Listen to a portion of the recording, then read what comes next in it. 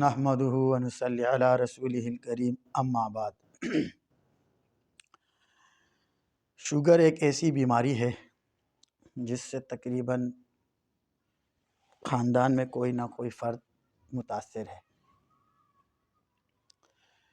Sugar کی بیماری دراصل سب جانتے ہیں لبلبے میں پینکریاس میں پرابلم آنے کی صورت میں ہوتی ہے، یعنی پینکریاس صحیح طریقے سے انسولین نہیں بناتا، لبلبہ صحیح طریقے سے انسولین نہیں بناتا، جس کی وجہ سے ہمارے خون کے اندر جو شوگر کی مقدار ہے وہ ڈسٹرب ہو جاتی ہے۔ سب سے پہلی چیز، جب انسان کو کوئی مرض یا بیماری لاحق ہوتی ہے تو اس میں سب سے پہلا کام یہ کرنا ہے کہ اس کو پریشان نہیں ہونا، کیونکہ جب کسی کو پتہ چلتا ہے کہ مجھے شوگر کا مسئلہ ہو گیا یا شوگر کا عارضہ ہو گیا تو وہ بہت زیادہ پریشان ہو جاتا ہے۔ اور شوگر کی بیماریوں میں ایک چیز یہ بھی لکھی ہے کہ جو شخص ٹینشن لیتا ہے تو اس کی شوگر بھی نارمل نہیں ہوتی، فلہذا ریلیکس ہو جائے، بالکل نہ گھبرائے نہ ڈرے، بیمار بھی اللہ نے کیا اور شفا بھی اللہ دے گا۔ میری اپنی جو تحقیق ہے اس کے مطابق شوگر کوئی اتنی بڑی بیماری نہیں ہے جس کو ایک ہوا بنا کے لوگوں کے سامنے پیش کیا جاتا ہے اور اس کے لیے بھاری بھاری میڈیسنز وغیرہ یہ کھلائی جاتی ہے۔ جہاں تک میری ریسرچ ہے، میری اپنی ریسرچ کے مطابق انسان جو غذائیں کھاتا ہے ان غذاؤں میں جو کاربوہائیڈریٹ جس چیز میں زیادہ ہوتی ہے وہ کاربوہائیڈریٹ انسان کے معدے میں جاتا ہے اور وہ شوگر کی شکل میں تبدیل ہو جاتا ہے۔ تو جس شخص کا شوگر زیادہ آ رہا ہے اور شوگر بڑھ رہا ہے، بعض انسانوں کا شوگر لیول کم ہو جاتا ہے، اس کی بات نہیں کر رہا۔ جن کا شوگر لیول بڑھ جاتا ہے وہ صرف ایک تھوڑی سی چھوٹی سی ریسرچ ہوتی ہے جو میں نے بھی کری ہے، ان چیزوں پہ کرے جن میں کاربوہائیڈریٹ زیادہ ہوتا ہے۔ بس جس چیز میں کاربوہائیڈریٹ کی مقدار زیادہ ہے اس چیز کو ہائی شوگر میں ترک کر دے۔ مثال کے طور پہ گندم ہے، ہماری چینی ہے، چینی 100% ہے، شوگر ہے۔ اب گندم ہے، گندم کے اندر 70% کاربوہائیڈریٹ ہے، جب یہ معدے میں جائے گا تو یہ شوگر کی شکل میں تبدیل ہو جائے گا۔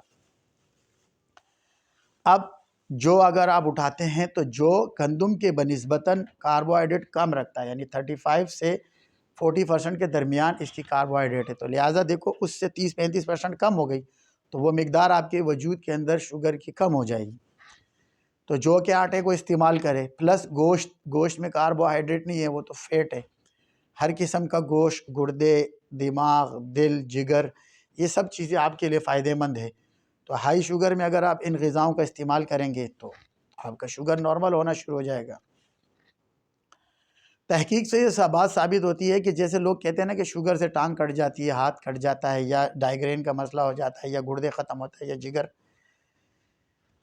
شوگر سے اس صورت میں یہ چیز ہوتی ہے اگر آپ اس کے ساتھ میڈیسن استعمال کرتے ہو، دوائیاں، کیونکہ یہ دوائیوں کے سائیڈ ایفیکٹ ہے۔ یہ ہم نے نہیں، یہ امریکن ریسرچ سینٹر کی ہی ریسرچیں ہے، انہوں نے یہ ریسرچیں کر کے اور یہ ریسرچیں ڈالی ہے کہ وہ کہتے ہیں جو لوگ یہ میڈیسن استعمال کرتے ہیں، یعنی ڈاکٹروں میں ایک ٹیم، ایسی ڈاکٹروں کی ٹیم ہے جو اس دوائیوں کو زیادہ استعمال کرنے کے حق میں نہیں ہیں، قدر ضرورت استعمال کرنے کے حق میں، کیونکہ اس دواؤں کو آج کے زمانے میں ایک بزنس کے طور پر اور ایک بزنس ٹائکون کے طور پر استعمال کیا جا رہا ہے، اور لوگوں کا جو پیسے والے لوگ ہیں، جو بہت زیادہ کمائی والے لوگ ہیں، مال کے حوث والے لوگ ہیں، وہ انویسٹر اس میں گھس کر اور اس کو ایک بطور بزنس استعمال کر رہے ہیں، جس کی وجہ سے دوائیوں کے ریٹ بہت زیادہ جا رہے اوپر، تو غریبوں کی دسترس سے نکل رہے ہیں۔ بہرحال اگر اس پر میں ریسرچ بیان کروں تو وہ بہت لمبی ایک ویڈیو ہو جائے گی، میں روحانی طور پر اس کا علاج آپ کو بتاتا ہوں۔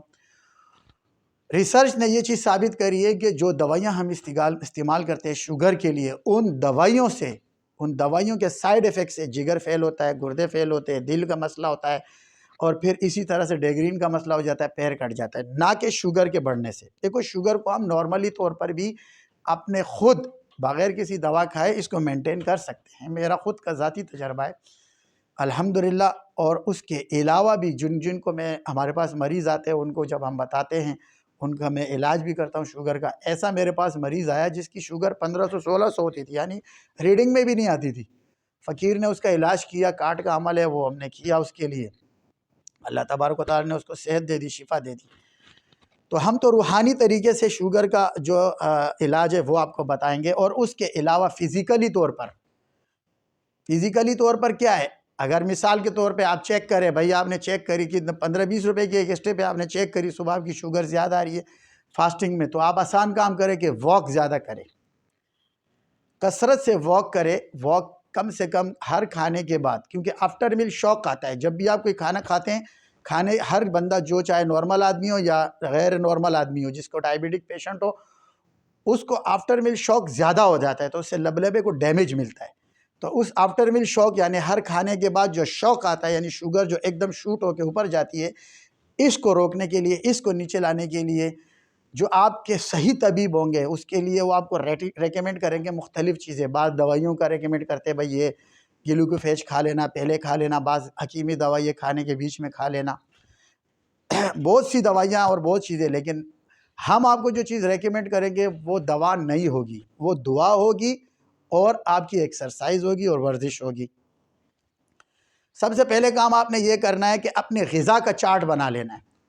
غذا کا چارٹ انتہائی آسان ہے۔ وہ چیزیں جو ہم دیکھو روزمرہ کھاتے ہیں، ہم گندم کھاتے ہیں، ٹھیک ہے، ہم دالیں کھاتے ہیں، ہم سبزیاں کھاتے ہیں، ہم گوشت کھاتے ہیں۔ ہم نے اس کے اندر سے پوائنٹ آؤٹ کرنا ہے کہ کون سی چیزیں ہمارے نقصان دہ۔ جو کا آٹا بعض لوگ کھاتے ہیں، لیکن پاکستان کے اندر 90% جو آٹا، 99% یا 98% جو آٹا استعمال ہوتا ہے وہ گندم کا آٹا ہوتا ہے۔ سب سے پہلے جو وائٹ آٹا ہے، جس کو ہم میدا کہتے ہیں، اس کو فوراً اپنی زندگی سے نکال دینا ہے۔ دوسری چیز، چینی اپنی زندگی سے نکال دینا۔ تیسری چیز، گڑ کا استعمال نہیں کرنا۔ نیچرل شوگر استعمال کر سکتے ہیں، کھجور استعمال کر لے، کیلے میں شوگر ہے وہ استعمال کر لے، انار کھا لے اس میں میٹھا ہے وہ استعمال کر لے، قدر ضرورت یہ چیزیں استعمال کرے، ایک چیز۔ اور دوسری چیز یہ ہے کہ اس کا ایک مختصر سا چارٹ ہوتا ہے، بھئی انسان روزمرہ کی کیا کھاتا ہے۔ شروع میں شوگر آپ کی زیادہ ہے تو آپ جو ہے نا آدھا گندم لے لیں، لیکن لال آٹا، گندم کو لے کے پیس کے اس کا آٹا بنائیں، اور آدھی جو لے لے، دونوں کو مکس کر دیں 50-50%، تو ان کا جو کاربوہائیڈریٹ کا ریٹ ہے وہ آٹومیٹکلی 50 کے نیچے آ جائے گا۔ 50 کے نیچے آ جائے گا تو آپ کے لیے بہتر ہے۔ اگر گندم کی آپ 2 روٹی کھاتے ہو تو اتنی شوگر بن جائے گی، 3 روٹی ایک روٹی کھاتے ہو تو اتنی شوگر بنے گی، مگر آپ جو کی 3 روٹی کھاتے ہو تو بھی وہاں تک نہیں پہنچے گا، تو آپ کی بھوک بھی مرے گی، آپ کو فائدہ بھی ہوگا، طاقت اور صحت یہ بھی آپ کی برقرار رہے گی۔ پرانے زمانے میں جو شوگر کا علاج کیا جاتا تھا نا، 2 چیزوں سے کیا جاتا تھا۔ ایک، اس شخص کو گوشت زیادہ کھلایا جاتا تھا، یہ کوئی نئی بیماری نہیں ہے، بہت پرانی بیماری ہے۔ سب سے پہلے اس کی ابتدا کیسے آئی؟ شوگر کو پہلے زمانے میں جو چیک کرتے تھے، پیشاب کے اندر چیک کرتے تھے، اور پیشاب کے ٹیسٹ کا انتہائی آسان طریقہ تھا۔ اگر پیشاب کے گرد چینٹیاں آ جاتی تھی تو اس بندے کو شوگر کا مرض ہو گیا۔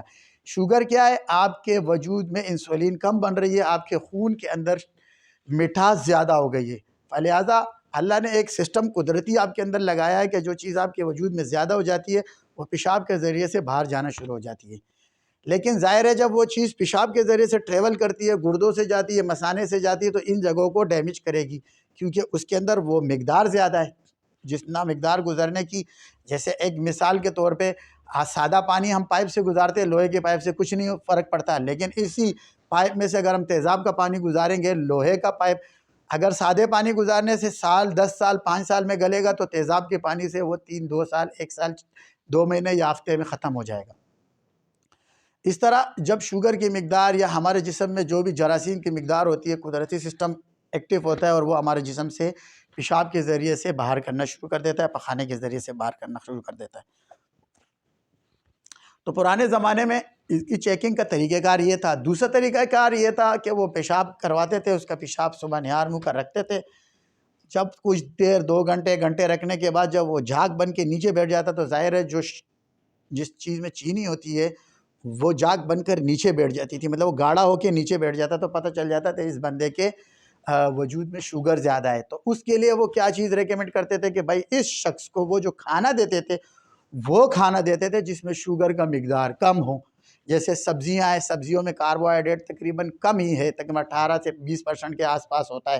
دودھ ہے، اگر 250 ml دودھ ہم استعمال کرتے ہیں، اس میں تقریباً 18 سے 20% کاربوہائیڈریٹ ہے۔ اور اسی طرح اگر ہم ایگ استعمال کرتے ہیں تو ایگ میں کاربوہائیڈریٹ نہیں ہے۔ اگر ہم گوشت استعمال کرتے ہیں، مرغی کا گوشت، مچھلی کا گوشت، بکرے کا گوشت، اور اس کے علاوہ گردے، یہ سب چیزیں اگر ہم استعمال کرتے ہیں تو یہ فیٹ ہے، اس میں کاربوہائیڈریٹ نہیں ہے۔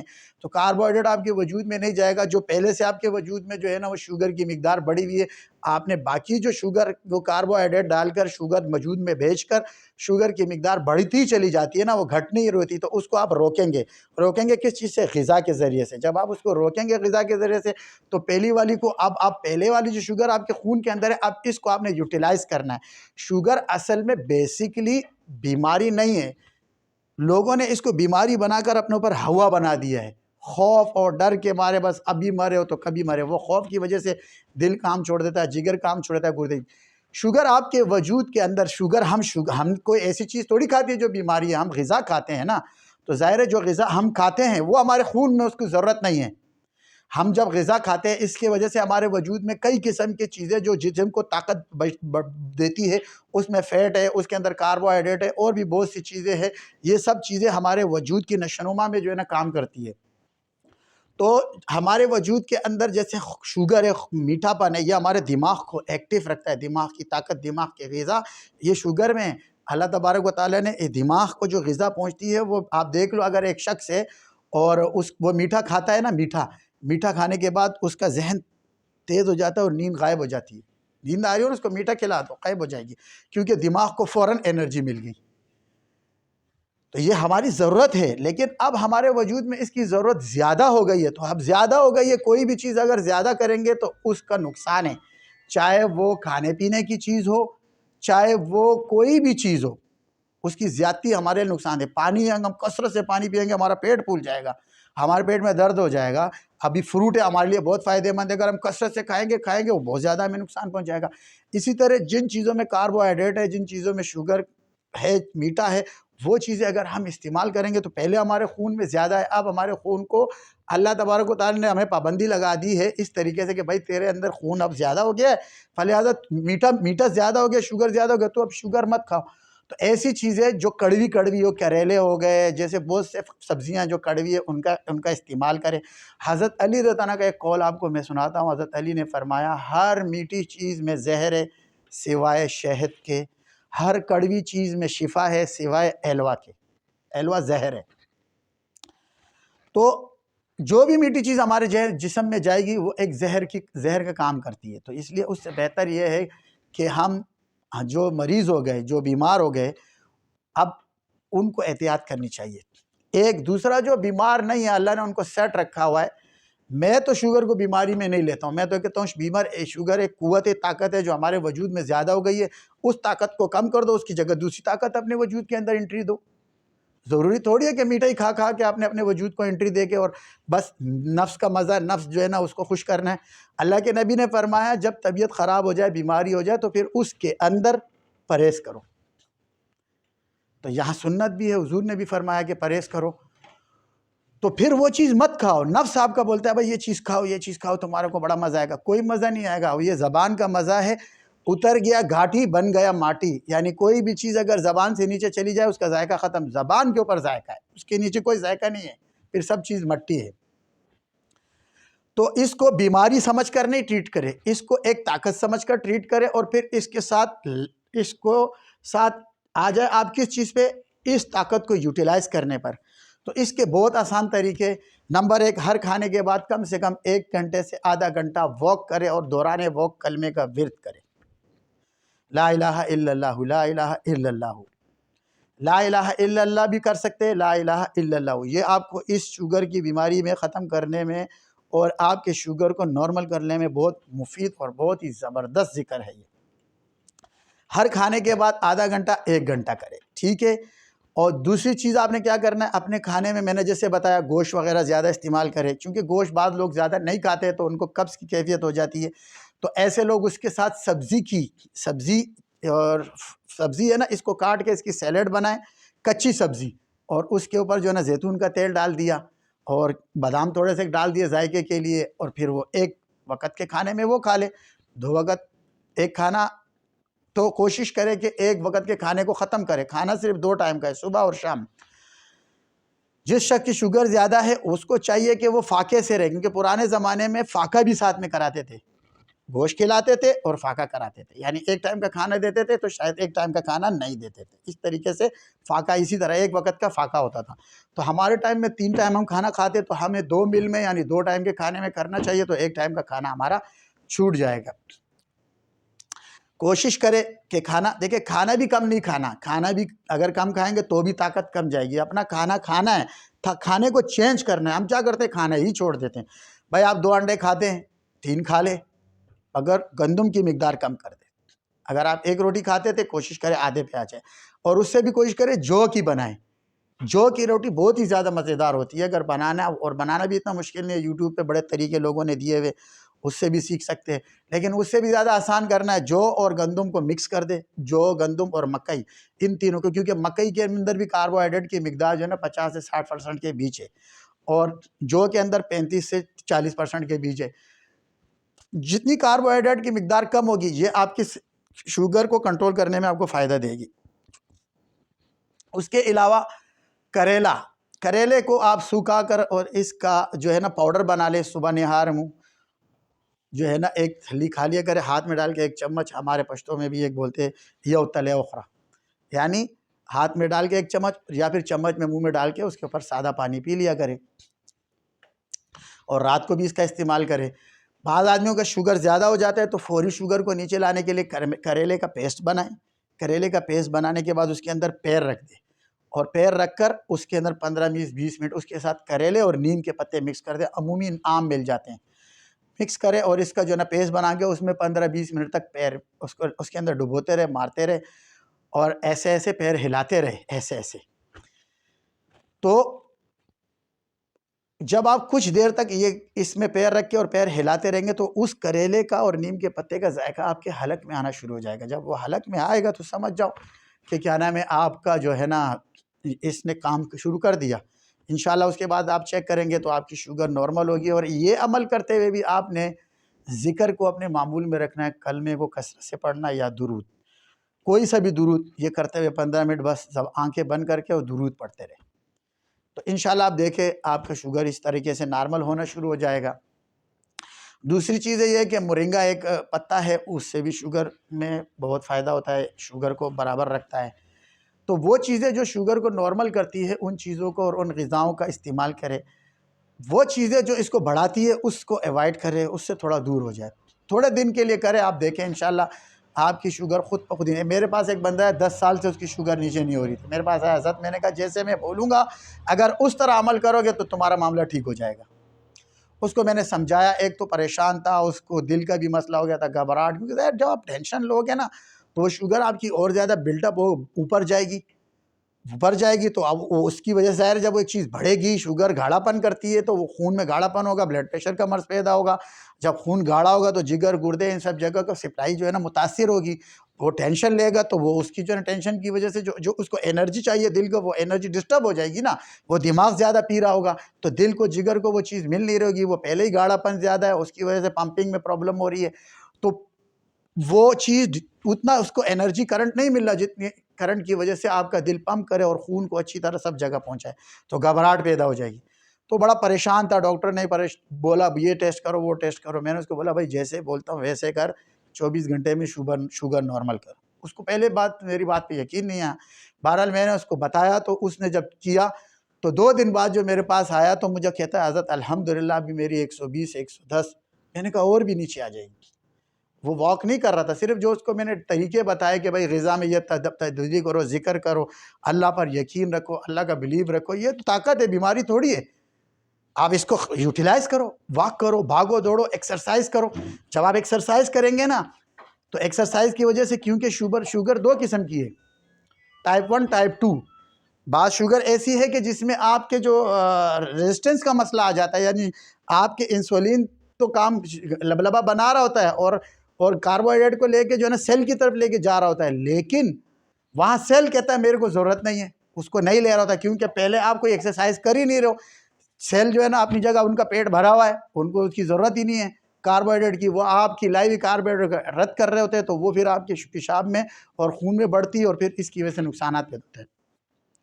تو وہ سیل میں ٹرانسفر کرنے کے لیے انتہائی آسان طریقہ کیا ہے؟ آپ ایکسرسائز کریں۔ جب آپ ایکسرسائز کریں گے، آپ 1 گھنٹہ آدھا گھنٹہ واک کریں گے، تو وہ جو آپ کے پرانے سیل ہیں وہ مرنا شروع ہوں گے اور نئے سیل پیدا ہونا شروع ہوں گے، ان کی غذا بڑھے گی، وہ الٹا اور کاربوہائیڈریٹ آپ سے مانگیں گے۔ اور پھر 2 قسم کی جو ہے نا ایکسرسائز ہے، ایک ایکسرسائز نارمل سی ہوتی ہے جس میں انسان کو تھکن نہیں ہوتی، اور ایک ایکسرسائز ایسی ہوتی ہے جس میں بندہ کرتا ہے تو اس کو درد محسوس ہوتا ہے، تھکن محسوس ہوتا ہے۔ یہ والی جو ایکسرسائز ہے یہ شوگر کے مریض کے لیے انتہائی مفید ہے۔ اس والی ایکسرسائز سے جس کے کرنے کے بعد جسم میں تھکان محسوس ہو، جسم میں تکلیف محسوس ہو، اس تکلیف کے دوران رکنا نہیں ہے، کیونکہ اب یہ آپ کے سیل جو ہے نا وہ پھٹنا شروع ہو، یعنی آپ کے مسل کھلنا شروع ہو رہے۔ آپ کے مسل کھلنا شروع ہے تو آپ رک جاتے تو وہ جام ہو جاتے ہیں۔ وہ رکنا نہیں ہے، اس ایکسرسائز کو چاہے تکلیف میں ہو، درد میں ہو، اس کو کرتے رہو۔ جب زیادہ درد ہو رہا ہے تھوڑی دیر کے لیے رک جاؤ، واک کرو۔ وہ واک میں آپ تھکن ہو رہی ہے، جسم درد کر رہا ہے، رکنا نہیں ہے، سلو ہو جاؤ، تھوڑا کم کر لو، لیکن واک کرو، واک مت چھوڑو، اسی درد میں چلتے رہو۔ اور اپنے جو ٹائم آپ نے مقرر کیا اس ٹائم کے اندر ایکسرسائز کرو، اس ٹائم سے آگے پیچھے نہ جاؤ۔ آدھا گھنٹہ آپ نے مقرر کیا، کچھ بھی ہو جائے آدھا گھنٹہ ایکسرسائز کرنا۔ دیکھو ہم بولتے ہیں یہ ہے کہ دیکھو ہم سارا دن ایکٹیویٹی کرتے، ادھر جاتے ادھر جاتے، یہ سب اپنی جگہ ہے، چونکہ ہمارا سسٹم اس پر عادی ہو گیا ہے۔ ہمارا سسٹم کہتا ہے یہ تو نارمل کی ہماری بھاگ دوڑ ہے، تو آپ کو اتنا فائدہ نہیں دے رہا ہوتا ہے۔ لیکن جب آپ ایکسرسائز کہتے ہیں تو آپ کا سسٹم کہتا ہے کہ آپ نے ایک ایکسٹرا چیز کری ہے، آپ کے جسم کے اندر یہ چیز باقاعدہ ایک اور انتہائی تیزی سے کام شروع کر دیتی ہے کہ یار آپ نے ایکسرسائز کری ہے، یہ آپ کی صحت کے لیے اچھی ہے۔ وہ آپ کا دماغ اس کو ایکسیپٹ کر رہا ہوتا ہے، تو اس سے آپ کو فائدہ ہوتا ہے۔ جیسے آپ کسی پولیوشن کی جگہ سے نکل کر اور کسی ہریالی کی جگہ میں جاتے ہیں تو آکسیجن وہاں بھی ہوتی ہے، مگر وہاں آکسیجن کے ساتھ کاربوہائیڈریٹ کی مقدار زیادہ ہوتی ہے، باقی جراثیم ہوتے ہیں، تو وہ آپ کے وجود کو اتنا فائدہ نہیں دیتی۔ لیکن جو ہی آپ کسی درخت اور کسی خوبصورت ہریالی والی جگہ میں جاتے، پانی کی جگہ پہ جاتے، تو وہاں تازہ آکسیجن کی وجہ سے آپ کو خود ایک فرحت محسوس ہوتی ہے۔ آپ کہتے ہیں یار بڑا مزہ آ گیا، آپ کی بھوک بھی بڑھ جاتی ہے، کھانا بھی آپ زیادہ کرنا شروع کر دیتے ہیں، آپ کو صحت اپنی محسوس ہونا شروع ہو جاتی ہے۔ تو ایسی حالت میں تھوڑا سا آپ اپنے گھروں سے نکل کر اور ایسے ناردرن ایریا وغیرہ یہاں گھومنے پھرنے جو ہریالی والی جگہ وہاں جائیں، پریشان نہ ہو، اپنی ٹینشن کو ریلیز کیا کریں۔ تو یہ ایک ایکسرسائز کرنی ہے آپ نے، ایکسرسائز نہیں چھوڑنا ہے۔ دوسری چیز بہت ہی زبردست اور انتہائی آسان ہے، اللہ کے نبی صلی اللہ تعالیٰ علیہ وسلم کا فرمان ہے کہ سورہ فاتحہ ہر مرض کی شفا ہے۔ آپ نے کیا کرنا ہے کہ ایک گلاس پانی اپنے پاس رکھنا ہے، صبح نہار میں بھی یہ کرنا ہے اور رات کو بھی کرنا ہے۔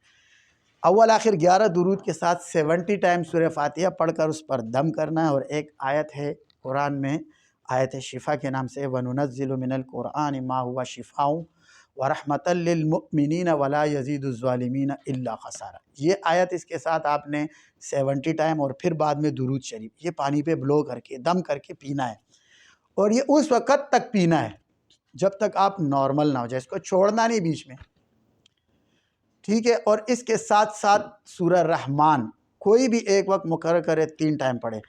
انشاءاللہ آپ اس عمل کو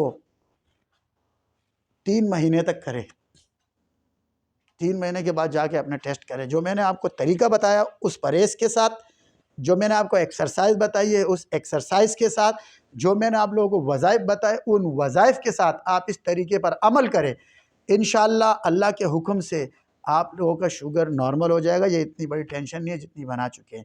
میں اپنا خود واقعہ سنا دوں، میرے ساتھ بھی یہ مسئلہ ہو گیا تھا، میری شوگر چیک ہوئی تھی 400-500 سے اوپر آ رہی تھی، یہاں تک مجھے ڈاکٹر نے ریکمنڈ کیا کہ آپ انسولین لگائے، کوئی بولتے تھے نہیں آپ فوراً جائے، اپنے اس کے لیے چارٹ بنانا پڑتا ہے یوں۔ اللہ جزائے خیر دے، ہمارے ایک ڈاکٹر عرفان صاحب UK کے ڈاکٹر ہے، اور میرے جو ہے نا وہ بہت ہی زیادہ قریبی ہے، میرے عزیز بھی ہے اور میرے گھر والی کے چچا بھی ہے، اور وہ UK میں ہی انہوں نے یہ الحمدللہ ڈاکٹری کری ہے۔ ان کو میں نے بتایا، بلکہ انہوں نے ہی میرا ٹیسٹ وغیرہ کروایا تھا، تو مجھے تو انسان ہے پریشان ہو جاتا ہے، ایک دم ایک چیز پتہ چل جائے گھبرا جاتا ہے، تو انہوں نے مجھے کہا حضرت آپ نے بالکل نہیں گھبرانا۔ تو جو چیزیں میں نے آپ کو ایکسرسائز وغیرہ کے حوالے سے بتائی تھی یہ انہوں نے مجھے بتائی تھی، کیونکہ جو چیز آپ کو جو بتا دے اس کی امانت ہوتی ہے۔ ایکسرسائز وغیرہ یہ سب چیزیں انہوں نے مجھے بتائی تھی. باقی میں نے خود اپنی ریسرچیں بھی کری جو کاربوہائیڈریٹ وغیرہ یہ، اور کھانے پینے کا چارٹ بھی انہوں نے مجھے بتایا تھا. اور ان کا اس طریقے سے آپ عمل کریں، گھبرائے نہیں، یہ ٹھیک ہو جائے گا انشاءاللہ. یہ کوئی اتنا بڑا ایشو نہیں ہے. مگر ڈاکٹر نے مجھے کوئی بولتا تھا انسولین لگاؤ، کوئی بولتا تھا یہ بہت زیادہ ہے، یوں ہو جائے گا، وہ ہو جائے گا. مگر انہوں نے مجھے ریلیکس کیا، اور ان کا علاج کا طریقہ کار مجھے اتنا اچھا لگا کہ وہ ایک دم بندے کو ریلیکس کر دیتے، گھبراتے ڈراتے نہیں ہے. اور یہی سب سے بہترین طریقہ کار ہے. چونکہ میں خود بھی معالج ہوں، ہم روحانی علاج کرتے ہیں. ہمارے پاس بھی مریض آتے ہیں جادو کی وجہ سے پریشان ہوتے ہیں. ایسے ایسے مریض میرے پاس آیا جن کو لوگوں نے جادو کا بولا، آتے ہی میرے سامنے بے ہوش ہو گئے. ایک عورت میرے پاس آئی تھی، اس کو کسی نے جادو کا بولا تھا، آدھی رات کو گھر بھی چھوڑ دیا، شوہر بچے سب، اور دوسرے کے گھر میں چلے گئے. اور میرے پاس کسی نے بھیجا، جب آتے تو میاں بھی بے ہوش، بیوی بھی بے ہوش. میرے پاس ایک چھوٹی بچی وہاں بیٹھی ہوئی تھی، وہ بالکل نارمل بیٹھی ہوئی تھی. میں نے اس کو پانی وانی ڈلوا کے ہوش میں جگہ میں کیا، ہم مر جائیں گے، ہم پہ جادو ہے، ہم مر جائیں گے. لوگوں نے اتنا ڈرایا ہوا ہے. 2 نمبر آدمی آپ کو ڈرائے گا. جب آپ ڈرو گے تو آپ نوٹ نکالو گے نا. جب انسان کو موت سے ڈراؤ گے نا تو بخار پہ راضی ہوتا ہے. یہی اسپتالوں کا طریقہ کار ہے. آپ اسپتال میں چلے جاؤ، ہو بس یہ ہو جائے گا، آپ کا دل فیل ہو جائے گا، آپ مرنے والے ہو، آپ یوں ہو جائے گا. بس کیوں آپ ڈرو گے، آپ سمجھو گے کہ بس اب یہی میرے کو زندگی دے دے گا. کیوں؟ آپ کے اوپر انہوں نے اتنا خوف طاری کر ہے. جیسے کرونا میں انہوں نے کیا، یہی کیا ہے. ڈراؤ ڈراؤ ڈراؤ. ڈر کیا تھا؟ کچھ بھی نہیں تھا، کچھ بھی نہیں ہوا.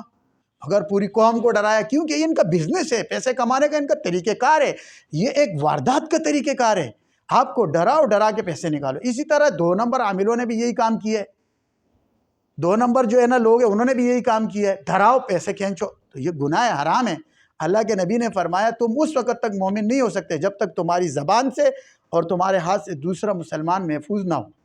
تو زبان کیا ہے؟ زبان سے ڈرانا ہوتا ہے نا. اور کیا ہوتا ہے؟ دھمکی دینا ہوتا ہے نا. اور کیا چیزیں ہوتی ہے؟ تو یہ بھی ایک ڈرانا ہوتا ہے. تو میرے پاس آئے وہ عورت اور وہ شوہر، میں نے جگایا. میں نے کہا بھائی کیا ہو گیا؟ کہتا ہم پہ جادو یا ہم مر جائیں گے. میں نے کہا بیٹو. میں نے اس کو چیک کیا. چیک کرنے کے بعد میں نے ان کو بولا، ہمارے استخارے میں نے چیک کیا. میں نے کہا آپ کو شرم آنی چاہیے دونوں کو. انہوں نے کہا کیوں؟ میں نے کہا یہ جو بچی بیٹی ہوئی ہے اس کا جادو آپ سے 90% زیادہ ہے. وہ نارمل بیٹی ہوئی ہے، وہ چاکلیٹ کھا رہی ہے، وہ پانی پی رہی، کھیل رہی ہے. تمہارا 10% جادو ہے. تم نے اپنے پہ اتنا حاوی کر کے اپنے آپ کو بے ہوش کر کے گرایا اور مر رہے ہو. ان کو میں نے حوصلہ دیا اور ان کی میں نے کاٹ شروع کر دی جو ہمارا طریقہ علاج کا. تھوڑی دیر میں وہ نارمل ہو گئے. اگلے ہفتے وہ مٹھائی کا ڈبہ لے کے آئے اور بڑے خوش اپنے گھر میں کہ اللہ آپ کو جزائے خیر دے، ہم بالکل نارمل ہو گئے. تو میں نے کہا دیکھو، کسی بھی بیماری میں جب آپ کا تعلق اللہ سے ہوگا تو آپ پریشان نہیں ہوں گے. وقتی طور پہ انسان ہے پریشان ہو جاتا ہے. تو جو صحیح طبیب ہوتا ہے وہ آپ کو صحیح راستے پہ لے کے جائے گا. تو یہ چیزیں انتہائی ضروری ہوتی ہے. اور اس قسم کے لوگوں سے جو آپ کو پتہ ہے کہ جو آپ کو لوٹیں گے، آپ کے پیسوں کو لوٹیں گے، چاہے وہ اسپتال والے، چاہے میرے کو ڈاکٹروں نے کہا ہے کہ حضرت ڈاکٹری میں ہمیں آج تک کوئی ڈاکٹر ایسا نہیں ملا جو آپ کے ساتھ مخلص ہو. ایسے ڈاکٹر ہمیں ملے جو ہمیں بولتے ہیں کہ بھائی ہم نے لاکھوں روپے اس لیے تھوڑی لگائے کہ لوگ جو ہے نا فری میں ان کو نسخے بتائے لوگوں کے علاج کرے. ہم نے لاکھوں لگائے، ہم لاکھوں کمائیں گے. جبکہ ڈاکٹری شروع میں خدمت ایک خلق کے لیے ابتدائی طور پر استعمال ہوئی تھی، مگر اب بزنس کے لیے لوگ استعمال کرتے ہیں. اسی طرح دوائیوں والے، انہوں نے بھی اس کو ایک بہت بڑا بزنس بنایا ہوا ہے. استعمال کرتے، دوائیاں کمانے کے ذریعہ بنایا ہوا ہے. ڈاکٹروں کے کمیشن ہوتے ہیں، اتنے بڑے بڑے کمیشن. ہمارے ایک ڈاکٹر تھے جاننے والے، اس کو کاریں دیتے تھے، اس کے پاس کھانے کو نہیں ہوتا تھا. بچے جو ہے نا اس کے چولے کی ڈبے سے 10 روپے میرے سامنے لے کے آتے تھے. وہ کروڑ پتی ہو گیا. میں نے کہا ڈاکٹر صاحب اتنی سپیڈ میں آپ کہتا ہے یہ دوائیوں والے ہمیں کمیشن دیتے. دوائیوں والوں کے دیکھو، انہوں نے اپنی دوائی بیچنے کے لیے ڈاکٹروں کے کمیشن فکس کرے ہوئے. شرم آنی چاہیے، اللہ سے ڈرنا چاہیے. تم خود دوسروں کو گناہ کی طرف لے کے آتے ہو، گناہ کی دعوت دیتے ہو، حرام کے راستے کھولواتے ہو. اب وہ ڈاکٹر، ہر ڈاکٹر مومن تھوڑی ہے. ضرورت نہیں بھی ہے دوائی لکھ رہا ہے، ضرورت نہیں بھی ہے دوائی لکھ رہا ہے، اس کا کمیشن بن رہا ہے کیونکہ اس کو گاڑیاں ملے گی. تو یاد رکھو یہ کمائی حرام کمائی ہے. خالی ڈاکو کی کمائی حرام کمائی نہیں ہے، خالی چور کی کمائی حرام کمائی نہیں ہے، خالی کرپشن والے کی کمائی حرام کمائی نہیں ہے. دوسرے کو تو بولتے ہیں حرام کماتے، لیکن خود بھی تو دیکھیں ہم کیا کماتے ہیں. یہ کیا کر رہے؟ غریب لوگوں کے ساتھ کیا کر رہے ہو؟ وہ بیچارہ کہاں سے پریشان مزدور پریشانی کے عالم میں کما کے آتا ہے، اور آپ اتنے ٹیسٹ لکھ دیتے ہو کہ وہ جب ٹیسٹ کروا کے آتا ہے تو اس کی کمر ٹوٹی ہوتی ہے. پھر اس ٹیسٹ میں بھی آپ کو نہیں پتا ہوتا ہے. میں آغا خان میں ایک بندے کے پاس مجھے لے کے گیا. آغا خان کراچی کا بہت بڑا اسپتال ہے، بہت بڑا نام ہے. لوگ سمجھتے ہیں آغا خان جائیں گے تو بس خدا نہ اللہ نہ کرے کہ بس اسرائیل کو ٹھال دے گا آغا خان. بھائی جو موت لکھی ہوگی، جو شفا ہے میرے اللہ کے خزانے میں جہاں پہ لکھی ہے وہیں سے ملے گی. انہوں نے اپنے بچے کو آغا خان میں داخل کروایا تھا اور ان کے بعد قریباً کافی لاکھوں روپے لگ گئے تھے. جب میں گیا انہوں نے مجھے چیک کرایا, میں نے چیک کیا تو میں نے کہا بھائی یہ جو آپ کا بچہ ہے اس کا تو سینہ انتہائی خراب ہو گیا ہے اور اس میں تو اتنا بڑا ایشو نہیں ہے. تو وہ اسپتال والوں نے اس کے سینے کے ٹیسٹ بھی نہیں کرے تھے اور ایکس رے بھی نہیں کرے. میں نے کہا ایکس رے کیا؟ کہتا ہے نہیں. میرے کہنے پہ جب انہوں نے اس کا ایکس رے کروایا تو اس نے کہا ہاں اس کا تو سینہ خراب ہے. لیکن وہ اس حد تک معاملہ چلا گیا تھا کہ وہ بچہ ان کے ہاتھ سے نکل گیا تھا. تو بھائی ایک بات یاد رکھو, سنت کا طریقہ علاج کا سیکھ لو. علاج کا جب سنت طریقہ تم آزماؤ گے تو اللہ تبارک و تعالیٰ تمہیں غلط طرف نہیں لے کے جائے گا, غلط چیز کی طرف نہیں جا پاؤ گے. سنت طریقہ علاج کا سب سے پہلے کیا ہے؟ سب سے پہلے سنت طریقہ علاج کا یہ کہ آپ کچھ نہ کچھ صدقہ کر دو غریبوں میں, اللہ کے راستے میں صدقہ دے دو جو تمہاری حسب توفیق ہے, جو غریب لوگ ہیں, جو مستحق لوگ ہیں. دوسرا کام کیا کرو؟ نفل پڑھو. جو رب سے تمہارا تعلق تھا, صدقہ حضور کی حدیث ہے کہ بلاؤں کو ٹالتا ہے. جو بلا مصیبت آئی ہوگی صدقے کی وجہ سے ٹل جائے گی. پھر دوسرا نفل پڑھو. جو اللہ سے تمہارا تعلق, انسان گناہ کا پتلا ہے, کمزور ہے, عاجز ہے, اس کا اللہ سے تعلق ٹوٹ جاتا ہے, تو وہ جو تعلق ہے وہ دوبارہ جڑ جائے گا. یہ دو کام کرو. تیسری دفعہ پھر کسی دوا کو استعمال کرو, تھوڑی بہت دوا کرو, انشاءاللہ شفا کا یقین اگر اللہ کی ذات پہ رکھو گے تو پروردگار تمہیں شفا دے گا. علاج کرنا سنت ہے, مگر آج کل جو ہم چیزوں کو بنا چکے ہیں, یہ ایک ہم اور آپ تو سنت کے سمجھ کے جا رہے ہوتے, لیکن جو آگے ہمیں لوٹ رہے ہوتے ہیں نا, انہوں نے بزنس بنایا, کاروبار بنایا. وہ ڈاکو ہے, ڈاکو. یہ سفید کوٹ پہن کے ڈاکو بنے پھرتے ہیں, آپ لوگ نہیں سمجھتے. یہ وائٹ کالر کرائم کہلاتے ہیں, یہ بھی گناہ ہے. مگر ایسا نہیں ہے کہ سارے کے سارے ڈاکٹر جو ہے نا ایسے کرتے ہیں. ان میں نیک ڈاکٹر بھی ہے, اللہ والے ڈاکٹر بھی ہے, اچھے ڈاکٹر بھی ہے, دیندار ڈاکٹر بھی ہے, اللہ سے ان کا تعلق بھی ہے, اللہ سے تعلق رکھتے بھی ہے اور اللہ کا خوف بھی ان میں. یہ ان لوگوں کے لیے جنہوں نے پیشے کو بزنس بنا دیا, میں ان لوگوں کے متعلق بتا رہا ہوں. مگر ایسے لوگ بھی ہیں جو صحیح لوگ ہیں, نہ کہ سارے کے سارے ڈاکٹر خراب ہیں اور نہ کہ سارے کے سارے ڈاکٹر نیک ہیں. تو جو طریقہ میں نے آپ کو علاج کا بتایا وہ کرے, جو میں نے شوگر کے معاملے میں آپ کو بتایا وہ کرے.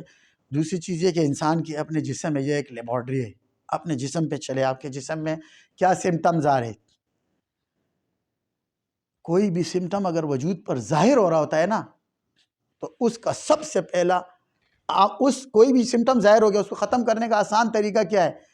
جب آپ واک کریں گے اور اللہ کا ذکر کریں گے اور پڑھ کے پانی دم کر کے پئیں گے. دیکھو یہ جو ذکر کا علاج ہے, جو روحانی علاج ہے, جو قرآن کا علاج ہے, یہ ثابت شدہ علاج ہے, اللہ کے نبی سے ثابت ہے. ڈاکٹری تو ابھی آئی ہے, 100 سال 50 سال پہلے آئی ہے. اللہ کے نبی سے جو چیز ثابت ہے, صحابہ سے جو چیز ثابت ہے, اس پر اعتراضات کرتے ہو, اس کو برا بھلا کہتے ہو. جو ڈاکٹر سے, جو انگریز سے ثابت ہے, جو اغیار سے ثابت ہے, اس کو صحیح مانتے ہو, ان کے آگے جھکتے ہو, ان کی قدر کرتے ہو.